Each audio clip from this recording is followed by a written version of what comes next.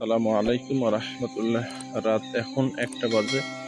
বুড়ার ঘরে আমি এসে দেখতেছি যাক আলহামদুলিল্লাহ, এই লাইনেরগুলো সব ঠিক আছে। এই লাইনের যেগুলো বুড়ার চলতেছে সবটাতে 100 পাওয়ারের একটা করে বাল্ব দেওয়া আছে, বাচ্চা ঠিক আছে।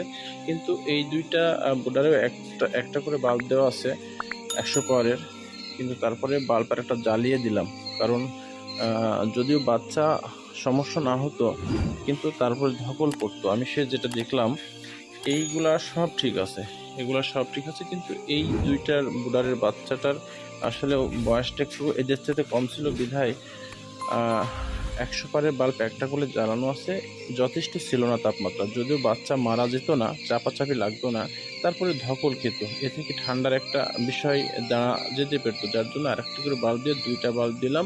এজন্য আপনারা বুড়ার দিকে সজাগ খেয়াল রাখবেন। আসসালামু আলাইকুম।